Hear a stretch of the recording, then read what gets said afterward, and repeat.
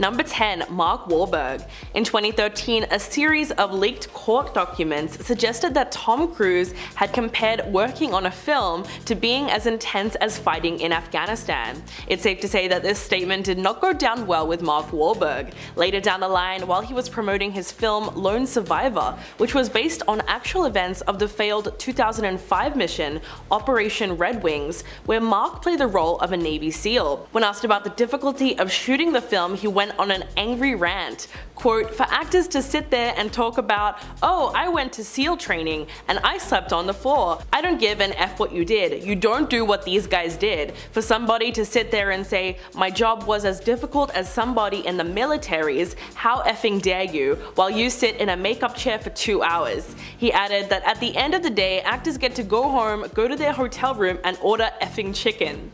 Tom's lawyers then jumped in very quickly and claimed that the actor was only joking, and in fact is a staunch supporter of the troops. But the tension was very clearly real. Number 9. Thandie Newton. When speaking with Vulture, Newton revealed exactly why working with Tom Cruise on the 2000 film Mission Impossible was a total nightmare.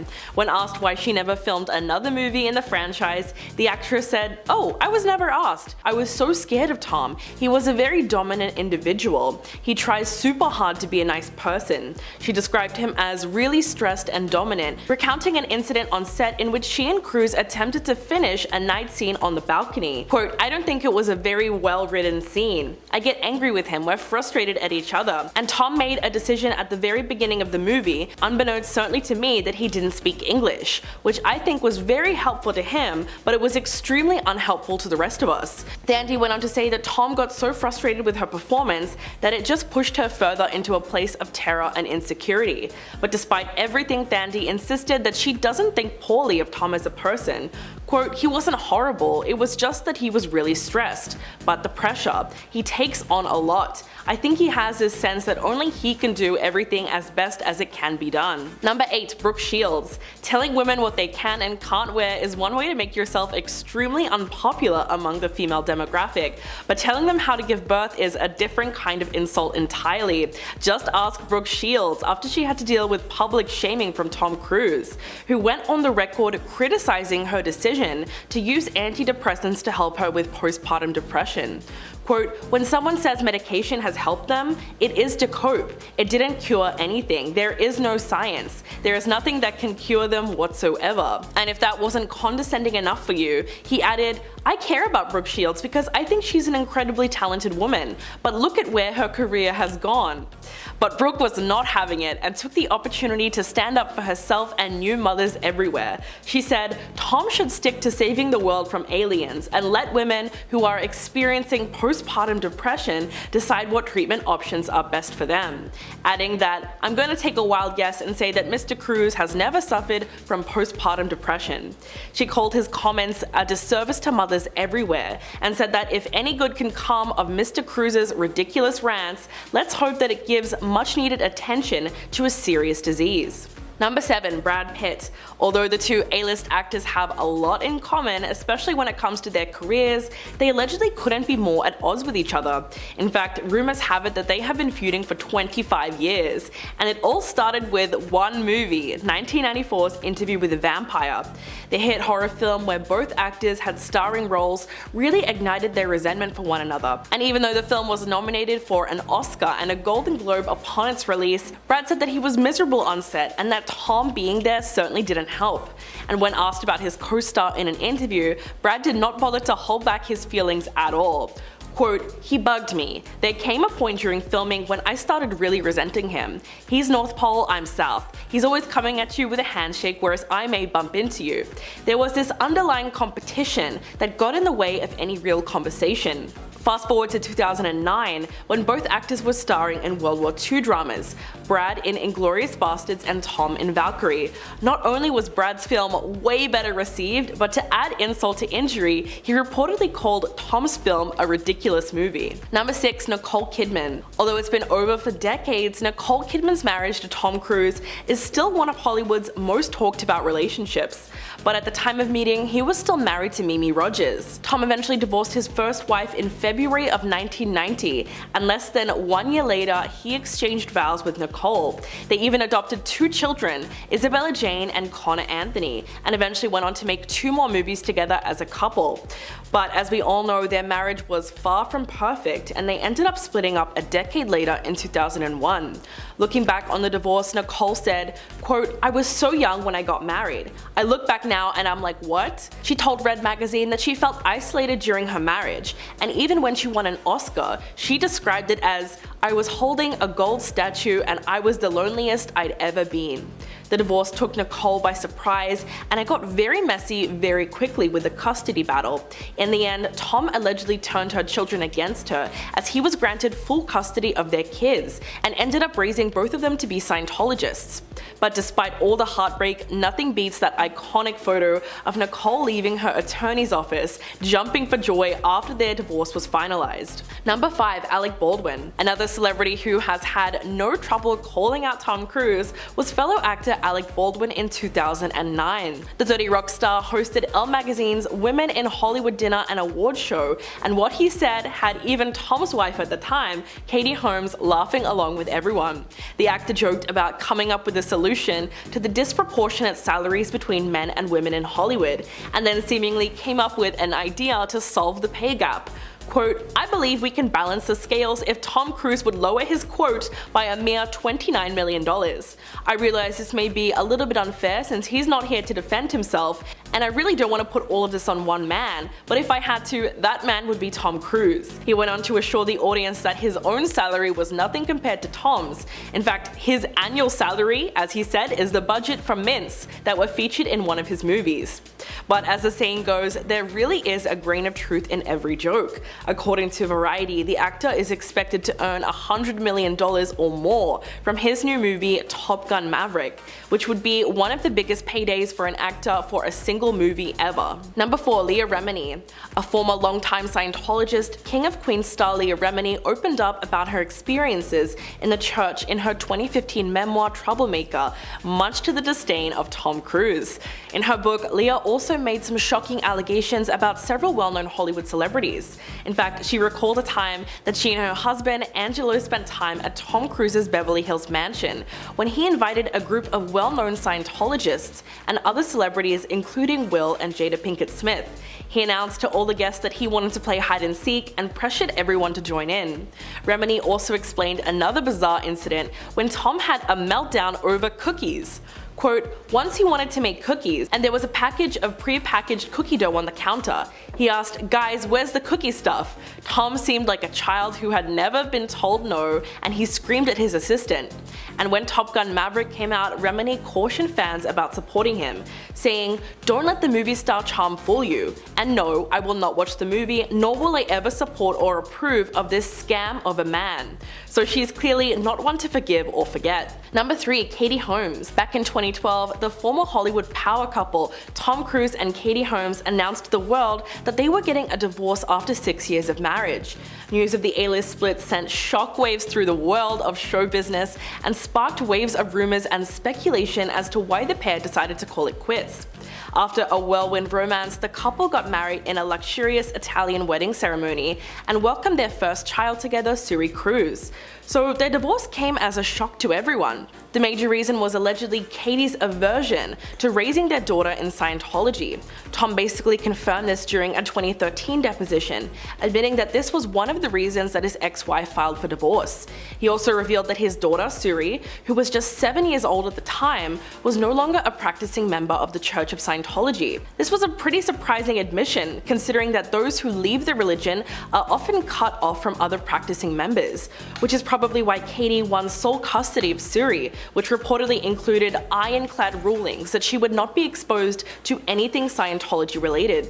And to this day, it appears as though the former couple aren't exactly on good terms, as Tom reportedly hasn't even seen his daughter in years. Number 2. Mickey Rourke. In a new interview with Piers Morgan Uncensored, the boxer turned actor was asked about Tom Cruise, and he made it quite clear that he wasn't a fan at all. It was mentioned that his new movie, Top Gun: Maverick, made over $1 billion at the box office, and Rourke said, "That doesn't mean jack to me. This guy's been doing the same effing part for 35 years. I got no respect for that." Rourke went on to list some of the actors whose careers he does enjoy and admire, unlike Tom's. And when Morgan asked whether or not he thinks of Cruise as a good actor, Rourke just said, "I think he's irrelevant in my world." And back in 2005, when Tom criticized Brooke Shields for taking antidepressants, Mickey spoke out against him then. Quote, "My therapist saved my effing life and my career. I don't care what Tom Cruise says about therapy. F him." Picking on poor Brooke Shields. People need medicine and they need therapists. Let the Scientologists go effing live on a planet of their own. He was referring to the fact that Scientologists strictly oppose psychiatry and therapy as it goes against their core beliefs. So he's made it pretty clear that he doesn't think very highly of the Hollywood star. And coming in at number 1, John Travolta. Both are active, high-ranking members of the Church of Scientology, but it has been since revealed that the two are not exactly friends. The truth came out when a former bodyguard from the church, Brendan Teague, revealed in 2018 that John Travolta was furious when Tom achieved the highest honor in the organization in 2008. He was awarded the Freedom Medal of Valor from the leader of the organization, David Miscavige. This award is only given to its most dedicated member. John was also said to be frustrated over the fact that Tom has become a major player in the church, and to this day is one of the best known members in the world. Brendan Teague claimed that this event left Travolta feeling extremely jealous. Eventually he grew so angry that he decided to express himself and wrote a scathing letter to Miscavige, which reportedly included the question, "What the hell was this medal all about?" The reason being is that the actor believed himself to be the most dedicated member of the church, and had allegedly introduced more members than any other celebrity. So when he was passed over for the award, John began to despise Tom.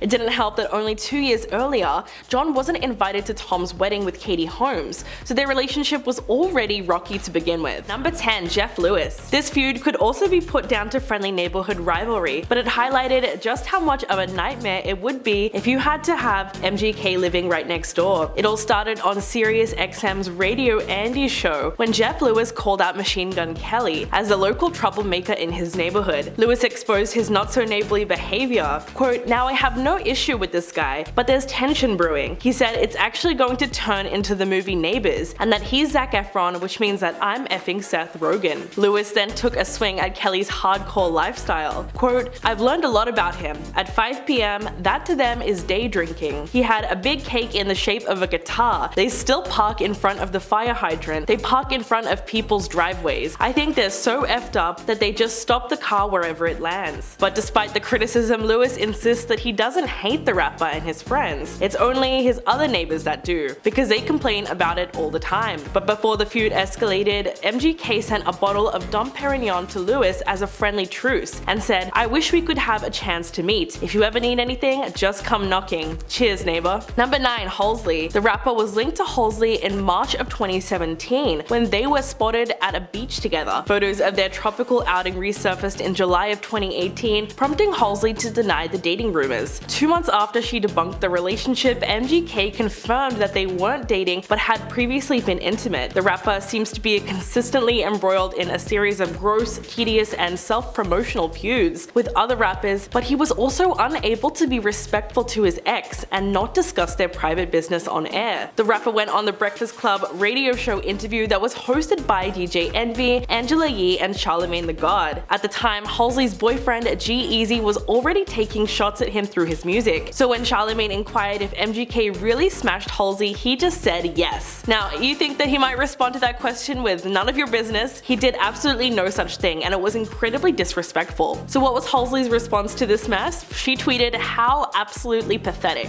But the singer seems to be doing great these days and recently welcomed a baby with her screenwriter boyfriend Alev Aydin. Number 8. Corey Taylor. If you're a rock or metal fan, chances are you've heard at least something about the feud that's been going on between Slipknot's Corey Taylor and Machine Gun Kelly. The beef started in February last year when Corey did an interview with Cutter's Rockcast where he dissed MGK's change in musical direction. Quote, "I hate all new rock for the most part. Well, the artist who failed in one genre and decided to go rock, and I think he knows who he is, but that's another story." Not long after, both artists performed at the Riot Fest and MGK took a swing at Corey on stage. Quote, "Hey, you wanna know what I'm really happy that I'm not doing? Being 50 years old wearing an effing weird mask on an effing stage," and claimed that he was talking smack. The diss immediately went viral online and people were criticizing Kelly left and right for his comments. He tried hard to defend himself, claiming that he was just responding to Corey's criticism, and explained that the rock star had recorded a verse for his album, Tickets to My Downfall, that he didn't end up using, and accused him of being bitter over the situation. Then the Slipknot vocalist fired back, saying that he doesn't like airing his private business like a child, and came with receipts against Kelly's claims. It was truly a mic drop moment. Number 7. Conor McGregor. The UFC star got into an altercation with the singer that nearly turned physical. The story goes that McGregor and Kelly were both on the MTV Video Music Awards red carpet when things escalated very quickly. In video footage of the incident, McGregor could be seen lunging at Kelly, who was held back by security and his girlfriend Megan Fox. Seconds later, the fighter was escorted away, but not before he threw a cocktail in Kelly's direction. So what happened? Well, according to TMZ, McGregor walked up to say hello, asking for a photo. Kelly said something inaudible and rebuffed him with a shove, spilling some of McGregor's drink in the process. And then Kelly's security attempted to push him away, so that's when the fight broke out. Although the UFC fighter's spokesperson came out with a statement claiming he did not ask anyone for a picture, nor did he instigate the incident. For his part, McGregor downplayed the situation, and in an interview with Entertainment Tonight, he said that he just showed up and that he doesn't know what happened. Quote, "I only fight real fighters, people that actually fight. I certainly don't fight little vanilla ice white rappers. I don't even know the guy. I don't know anything about him except that he's with Megan Fox." Number 6. Brian Austin Green. When some celebrity couples split, they are looking forward to blending their families as they move on to new partners. That doesn't seem to be the case when it comes to Brian Austin Green and ex Megan Fox. When Megan and MGK publicly announced their engagement on the 12th of January, a year and a half after dating, they shared the news alongside a video of the proposal. But an insider source close to the 90210 star spoke to Entertainment Tonight, revealing that he wasn't bothered about it at all. In fact, he apparently couldn't care less about their engagement. Quote, "He doesn't have any lingering romantic feelings for Megan or any anger. Brian is happy for her, but it really isn't affecting him one way or another. There is no bad blood or ill will between them at this point." The source went on to add that Brian mainly feels indifferent towards the engagement and is glad he and Megan are co-parenting well together. The former couple, who announced their split in May of 2020, began dating in 2004 and share 3 children together. However, Brian is not exactly jumping up and down at the prospect of Kelly becoming a stepfather. Number 5. Summer Rae. The model has opened up about the way her relationship with Machine Gun Kelly ended last year, and made the bombshell claim that he started dating Megan Fox while they were still together. Summer and Kelly dated for 3 months until they split up at the end of April of 2020. But she claims that while Megan and Kelly were filming their Midnight in the Switchgrass movie, she was actually still dating him. She went on Logan Paul's podcast saying, quote, "He did kind of cheat on me with Megan Fox if you look at the timeline. I waited in the hotel the whole time while he's filming with her, and I'm not really thinking anything of it. I thought she was older and had kids and was married and stuff, but it wasn't the so-called cheating that got her so fired up." Summer actually said that she was way more upset by the way that MGK exploited the end of their relationship on Twitter. She went on to say that she got death threats for weeks and weeks after from his cult following, and revealed that when she confronted Kelly about why she wasn't allowed on set for his music video, Bloody Valentine, he claimed it was COVID restrictions, before she later found out that Megan Fox was his romantic interest for the video, which is pretty bad when you think about it. Number 4. Miller McCormick. Machine Gun Kelly's film, originally called Good News, wasn't sitting well with the brother of late rapper Mac Miller. Kelly played the lead role in the film, a tortured rapper whose story takes its inspiration from the arcs of such contemporary contemporary artists like Mac Miller, Lil Peep, Pop Smoke, and even Juice WRLD. But in response to the announcement, Miller shared a social media message seemingly criticizing the project. Quote, "F you, F your movie, at least change the title." He particularly took umbrage with the movie's title, as Good News was Mac's first single from his January 2020 album Circles. The movie also alluded to the tragedy that was the late rapper's death in 2018 due to illicit substances at the age of 26. In response, the production company Riverlet Media issued a statement. Quote, "Our film is about a fictional musician on the rise with a troubled life. It's not in any way a biopic or based on any artist's true life. We realize the title, which was intended as an homage to Mac Miller and other artists gone too soon, feels disrespectful." The title was then changed to Taurus and was released earlier this year, although it's clear that Miller didn't appreciate Kelly's on-screen portrayal of his brother at all. Number 3. G-Eazy. This feud really started as more of a complicated love triangle. While G-Eazy was dating Halsey, MGK exposed some intimate details about his prior relationship with her. When Kelly went on The Breakfast Club in 2018 and made those disparaging comments about the singer, it was pretty clear that G-Eazy was not having it at all. The admission was also a really big deal because it was the first time either musician publicly acknowledged that they had a relationship that was more than platonic. Halsey got wind of the interview immediately and tweeted about how pathetic she thought Kelly was. But the feud didn't exactly start there, as 1 month before the interview, G-Eazy dropped the track Bad Boy, which includes the lyrics, "MGK, please stop trolling me, get over me. You wanna be me, you're mad that you're not as big as me, I'm everywhere, I'm your nightmare, you can't get rid of me." Hours later, Machine Gun Kelly dropped his freestyle rebuttal online, saying that the only Easy I F with is E. I F'd his girl, now turn that frat rap off, I get sick of hearing. He also accused Easy of copying his style by bleaching his hair blonde and wearing an earring. But by 2019, it was clear to fans that the rappers had overcome their feud because Easy invited Kelly on stage to perform with him at a nightclub in Las Vegas. Number 2. Gabrielle Rodriguez. 2 members of Machine Gun Kelly's crew have been arrested after they allegedly attacked Gabrielle Rodriguez, better known as G-Rod. According to TMZ reports, Brandon Allen and John Capoletti turned themselves into authorities a full year after the alleged incident occurred at a Hampton Inn hotel in Georgia. There is actual CCTV footage showing those members of MGK's crew violently attacking the 41-year-old actor in a hotel lobby. As a result, they were both charged with misdemeanor battery causing substantial harm. According to Rodriguez, the attack happened as a sort of revenge because he confronted MGK for making those creepy comments about Eminem's daughter. The publication also obtained a video of Rodriguez explaining why he called out the rapper. Quote, "I'm gonna say it because it has to be said. You're a for going for my family." He proceeded to call him a coward after the attack and claimed he filed a lawsuit against the rapper for allegedly instructing his crew to carry out the attack. Rodriguez also sued the hotel for negligence, but MGK's crew only got a slap on the wrist for the whole incident. And coming in at number 1, Eminem.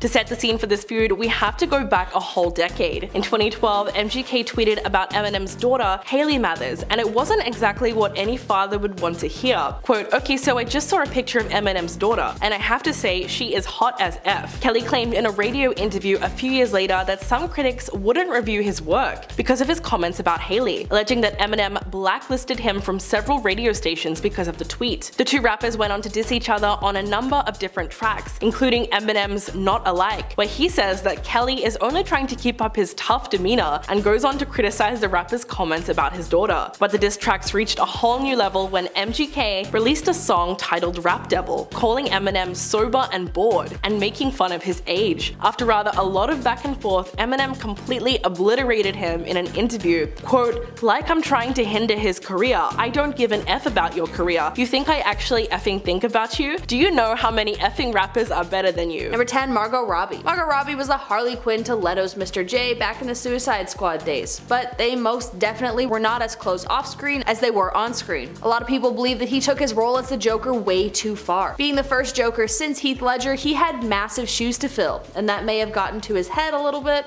I don't know. Although he is known as a method actor wherein he extends a personification of his character beyond the screen and into real life, he ended up doing some pretty harmful stuff to his co-star Margot Robbie. In fact, he sent the actor a live rat to her on set, apparently in an effort to better personify the Joker. There's absolutely no way she was happy about that, given she's an extremely professional actor and also who likes getting gifted a rat. Number 9. Will Smith. Will Smith is another Suicide Squad co-star who got caught in the craziness of the Jared Leto Joker personification. In fact, he may have gotten it worse. outbursts because he was gifted, along with a few others, a dead pig. You heard me right, Will Smith, the A-list actor, got gifted a dead pig. I guess he was trying to make people feel unsettled and uncomfortable with him as a person in hopes that it would translate to how they interacted with the Joker while on screen, but all it did was backfire on Jared Leto. Although he was featured very heavily in the trailer for the movie due to his insane antics, his screen time was cut all the way down to 10 minutes and he was barely featured at all when the movie finally came out. Will Smith also gave comment to Margot receiving her gift of the rat. When he first met Jared, he said, quote, "This dude walks in and says, 'I got a message from Mr. J,' and he puts a box down in front of Margot, being like, 'This is a gift from Mr. J in honor of your relationship.' Margot starts to open the box and there's a note from the Joker. And I was like, that's cool, that's funny. Jared is like taking it real serious. And Margot opened the box and there was a live rat in the box. I was playing Deadshot, but if I had pearls on, I would have clutched them." He even showed his own personal distaste for the character with, quote, "We all shared some really deep stories about ourselves and our pains and our triumphs. And then on set, you thought he was being a nice guy and you were trying to share your life. And then in the middle of a scene, he throws your childhood trauma back at you and says, 'Dude, the Joker did it.'" Number 8, Robert Pattinson. Although he didn't name Jared Leto specifically, it is pretty obvious who Robert Pattinson was shading during an interview, and that was none other than Jared Leto. While discussing how he got into the headspace to film The Lighthouse, a psychological thriller, he said he would be exhausted leaving the set. This was all during the time of people criticizing Jared Leto, so it seemed really pointed when Pattinson said, quote, "I always say about people who do method acting, you only ever see people do the method when they're playing assholes. You never see someone being lovely to everyone while they're really deep in character." Number 7, Taylor Swift. There's no way that Taylor Swift's army took kindly to Jared Leto dissing their beloved singer. TMZ released a video of the Oscar winner critiquing the young singer's music. In the clip, Leto and his 30 Seconds to Mars bandmates listened to tracks from Taylor's album 1989. After playing some of her songs, the actor quickly became disenchanted by her and really aggressive. He exclaims, quote, "F her, I don't give a fuck about her." Although Taylor Swift never commented on the anger directed at her, her fans sure did. Jared immediately got pummeled online, and in an extremely rare response to criticism, Jared tweeted out, quote, "The truth is, I think Taylor Swift is amazing and an incredible example of what's possible. If I hurt her or her fans, my sincerest apologies." I don't know, man, or you can just not be mean for no reason. Number 6, Cara Delevingne. Cara Delevingne is another Jared Leto victim from her time on Suicide Squad. Playing the baddie of the movie Enchantress, she almost did a better job of playing a villain than he did. But Jared's weirdo method acting behavior waits for no man, and so as a wrap party gift, he gave Cara used condoms and toys meant for, you know, intimacy. She did not take too kindly to the gifts, obviously, especially because Cara had a rumored fling with Jared 4 years prior to the release of their movie together. Number 5, Joaquin Phoenix. Joaquin Phoenix was another actor to step into the role of the Joker in a later standalone movie. He was one of the best to do it in my opinion, although I don't think anyone can top Heath Ledger. But Joaquin apparently almost got stripped of the movie role because of Jared Leto. According to The Hollywood Reporter, Jared was under the impression that his initial stunt as the Joker would lead to many more movie roles, and there were talks about Jared being the Joker in the movie Joaquin would end up starring in. But likely due to making everyone uncomfortable and unsafe, none of those roles came to fruition. When he got wind that Joaquin Phoenix would be taking on the role to tell the supervillain's origin story, Jared reportedly felt, quote, "alienated and upset." In response to the news, Jared actually attempted to stop the new production from happening. The outlet claims that he complained about the movie to both his agents and CAA, and even tried to contact Warner Bros. Partner company to get the movie pulled, obviously to no success. Considering it seems Jared has burned most of his bridges with anyone involved in the DC universe, don't expect him to return as the Joker in any capacity anytime soon, though you'll be able to watch Joaquin probably reprise his role in a sequel. Number 4, Viola Davis. Although Jared Leto makes tons of people uncomfortable while on the set of the Joker, none were as outspoken about how upset it made them like Viola Davis was. In an interview with Entertainment News, Viola said that she was less than pleased with a box of bullets that Leto sent her while on set for the comic book adaptation. Quote, "It was a little worrisome. It made you a little nervous, and I'm pretty tough. You know, I got into a few fights when I was growing up, but it scared me a little bit." She then said that she only ever really met Jared after filming ended because he was in character the entire time they were on set. Quote, "Before that, I was only introduced to the Joker, and I almost had my pepper spray out. You know, you remember the bullets you sent me? He gave very interesting gifts. I did not receive any personally, or else I would have got my husband, who was called Headache Ball back in the day when he played football, and I would have said, take care of the Joker." I almost wish he did send her a gift now just to see how that drama would unfold. Number 3, Cameron Diaz. Not many women have have had long-lasting relationships with Jared Leto, except for one woman, Cameron Diaz. They were initially linked back in 1999, and a lot of people suspected that Jared was a rebound for Cameron, who just broke up with her previous boyfriend of a year. Despite maintaining a low-profile relationship, news circulated in 2000 that the couple were engaged. Cameron was spotted with a $15,000 ring at the 2003 Golden Globe Awards. That being said, Cameron was always very hesitant to talk about her relationship with Jared, saying that she didn't want to jinx it. But I guess no need, because the two broke up in 2003. Although she never commented on the relationship directly, she did make hints to Jared being awful to her. Quote, "My rule is that there are no tricks in this game. I believe in honesty and communication and in treating people the way you want to be treated. Love should be unconditional." And for his part too, Jared had admitted that he, quote, "wasn't very nice to her." Whatever that means. Number 2, Dylan Sprouse. Dylan Sprouse, the Suite Life of Zack and Cody star, very publicly came for Jared Leto's throat back in 2018 when he tweeted out, quote, "Yo, Jared Leto, now that you've slid into the DMs of every female model aged 18 to 25, what would you say your success rate is?" Jared has a history of liking women who are much, much younger than him, and Dylan is coming for his throat. Maybe someone close to him got a particularly creepy DM, but either way, he was not having any of his nonsense. The tweet garnered almost 50,000 likes. Although Jared Leto nor his team have made any attempt to reply or even give any mention to the tweet, a lot of users did seem to suggest that there was an open secret about Jared Leto only liking barely legal girls. And lastly, James Gunn, the director of Suicide Squad. In a now deleted tweet that was a reply to Dylan Sprouse's shade posted after he had filmed Suicide Squad, James very not so subtly hinted at some very serious allegations. In response to Dylan's tweet, James Gunn said, quote, "He starts at 18 on the internet." James Gunn insinuating that Jared Leto tries hooking up with underage fans is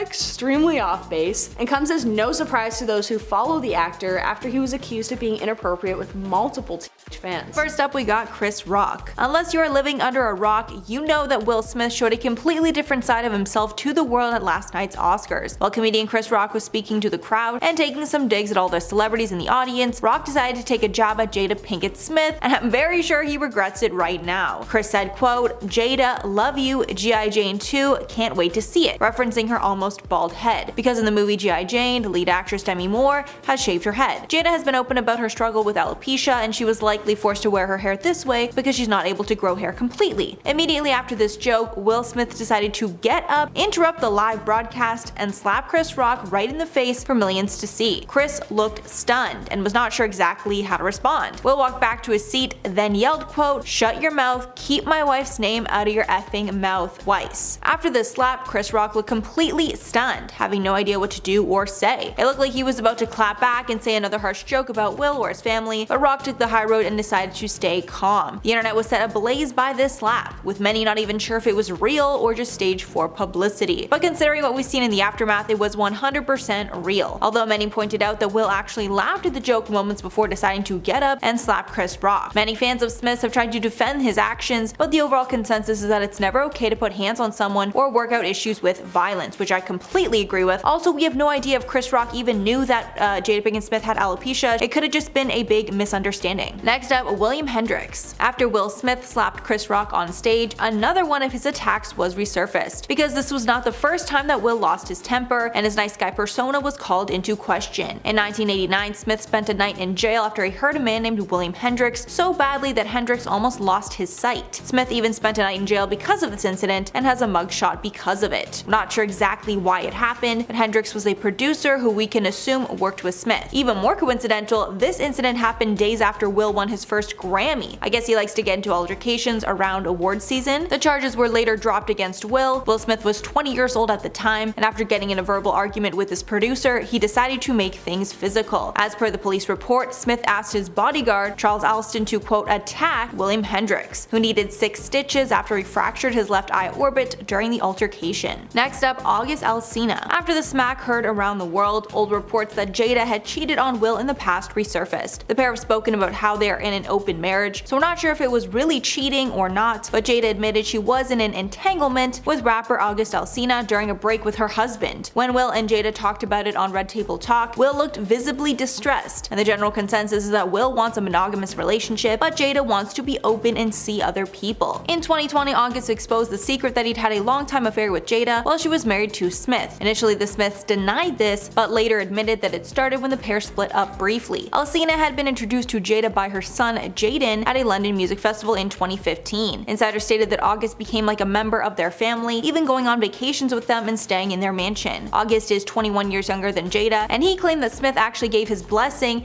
to have an affair with his wife, an allegation that Jada then denied. Will also reported that he had affairs with other women during this time. At one point, he was rumored to have slept with co-star Margot Robbie. Many believe Will's insane reaction to the joke is proof that he is in a toxic relationship with his wife, because he completely embarrassed himself on most likely the biggest night of his life, all because of a bad joke. Many also claim that Will would have rather smacked August, but instead Chris Rock got the brunt of his anger. Vitaly Seduk. Little known fact is that this is not the first time that Will Smith has smacked a man in public at an award show event. Vitaly Seduk interviewed Will on a red carpet almost a decade ago, and after they had a negative interaction, Will smacked him in the face as well. While being interviewed, the pair hugged when Seduk went to kiss Will on the cheek. Will Smith freaked out, then backhanded him on the face. Although many felt this move was justified at the time, it shows that Smith's first reaction in a negative situation is violence. The incident took place at the Moscow opening of Men in Black 3 in May of 2012 while Seduk was working for a Ukrainian television station. After the incident with Chris Rock, Seduk stated, quote, "I just immediately recollected the slapping incident in Moscow. I think the joke was inappropriate when it comes to someone's health, but Will's reaction is unnecessary and sends the wrong message to comedians being hit for a joke." Adding, quote, "I don't want to call Will Smith uncontrollable. He has a violent temper, yes, but I'm sure he realizes what he's doing." The reporter acknowledged that it was a bad joke, and he understands that Will was protecting his family. However, it shows that violence is always Will's first instinct. Scientology. After the Chris Rock incident, some started connecting the dots between the bizarre slap and Scientology. This is because the Smiths have been tied to Scientology in the past, and physical punishment is a popular teaching in the church. Apparently, it's a common teaching in Scientology to use slaps and other forms of physical force to show other Scientologists that they've done something wrong. After the slap, one user tweeted, quote, "There's a Scientology course, I guess you'd call it, that involves slapping / physically humiliating fellow Scientologists in a group setting as a means of exerting superiority. It's remarkably common within the cult." The user even shared that Tom Cruise is known to use similar styles of punishment, but instead of hitting, he uses shouting to intimidate movie crews. This makes a ton of sense after what we saw happen on the set of one of Cruise's movies when he felt the COVID protocols were not taken seriously by his staff. Leaked audio heard him screaming at the top of his lungs at his staff, clearly sending a strong message. The Smiths have spent many years battling off accusations that they are involved in Scientology. The couple was apparently introduced to the church in 2004 by Tom Cruise, and they got so involved that the Smith family spent almost $1 million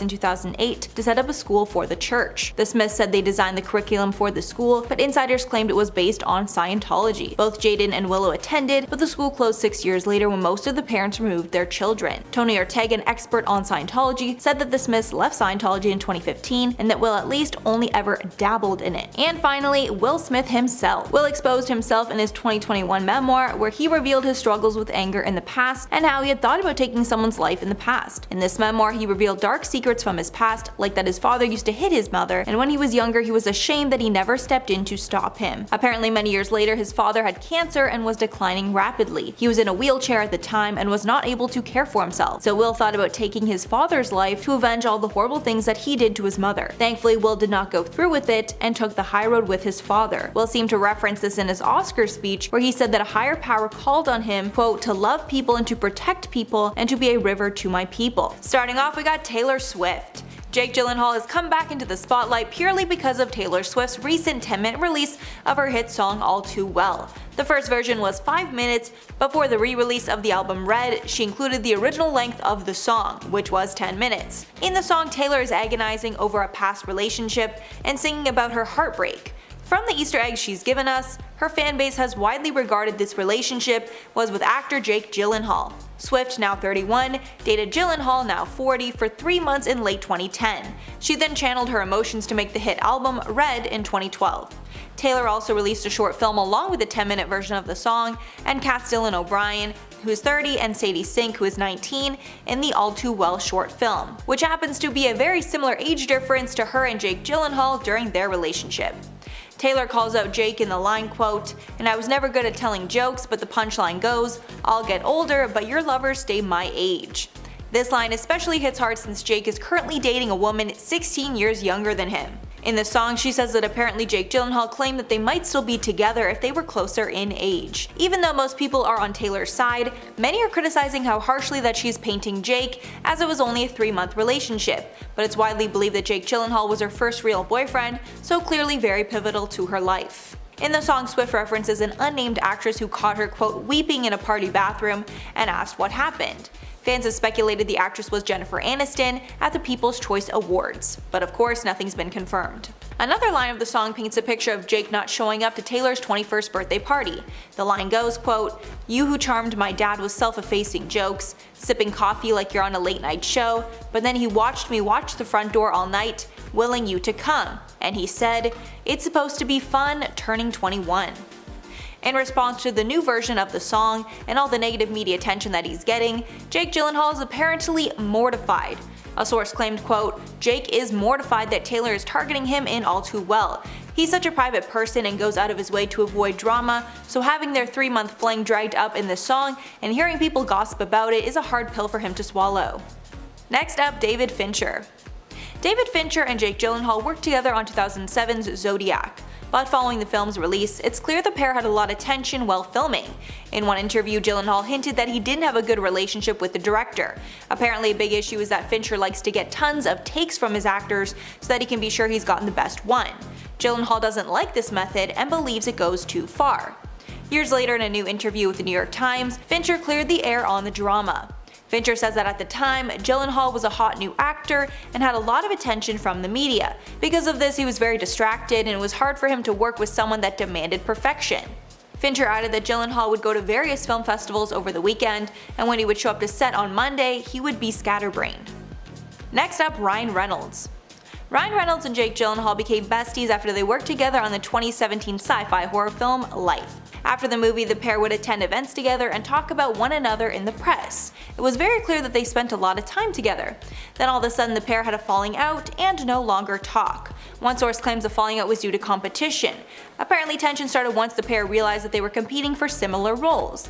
Currently it seems that Reynolds is the one winning in the acting game, as he is the face of huge movies like Free Guy and Red Notice, while Gyllenhaal has not done anything notable in years. His last role of that caliber was in Spider-Man Far From Home in 2019.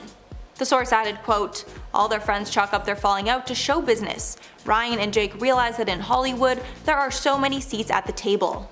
Years back when the pair were friends, Gyllenhaal told BBC's The One Show that he didn't feel threatened by Reynolds. Apparently he felt the dynamic between the two of them was perfect and there was no competition or jealousy at that time. But now that Reynolds has become a much bigger star, people believe that Gyllenhaal's mind was the one that changed, and he started distancing from Reynolds because he was bitter. Jan Cadeau. Now that Jake Gyllenhaal's relationships are being analyzed in the media, people are realizing that Taylor's line in the All Too Well song is pretty accurate, and Jake Gyllenhaal has a tendency to date younger women. Jake Gyllenhaal's current relationship is with French model Jan Cadeau, who is 25 years old. But what makes things fishy is the fact that they have been dating since 2018, so Cadeau would have been about 22 years old when they first started dating. The pair are very private, and they only went public in May of this year. They walked the red carpet at the New York Film Festival in September. They were accompanied by Jake's sister Maggie and her husband Peter Skarsgård. Jan Cadeau is 25 years old, giving her and Jake a 15-year age gap as he is 40. In Taylor's song All Too Well, she added the line, quote, "I'll get older but your lovers stay my age." Which many think is pretty timely considering the age gap in his current relationship. And even though Gyllenhaal has been in a number of long-term relationships over the years, he admitted in one interview that he's only been in love twice. That got the internet scrambling to see who those women could be. Most speculate those women to be Reese Witherspoon and Kirsten Dunst. And finally, himself. Jake Gyllenhaal completely exposed himself when he revealed that he doesn't make bathing a priority. He told Vanity Fair back in August, quote, "More and more I find bathing to be less necessary at times. I do also think that there's a whole world of not bathing that is also really helpful for skin maintenance, and we naturally clean ourselves." Although he wants everyone to know he is not dirty and that he brushes his teeth often. He said, quote, "I do believe because Elvis Costello is wonderful that good manners and bad breath get you nowhere, so I do brush my teeth." These comments were made at a time when celebrities were coming forward sharing that they do not bathe daily. The conversation first started when Mila Kunis and Ashton Kutcher revealed that they don't bathe their kids daily, only when they see dirt on them. But after the comments went viral, Gyllenhaal somewhat regretted them and clarified his comments to BuzzFeed. Apparently he was being sarcastic when he gave that last answer. He said, quote, "I don't know what it was. I answered a question where I was being sarcastic and ironic, and it's followed me around." Continuing to joke about the subject, he added, quote, "Unfortunately, I showered before I came here, so I'm sorry."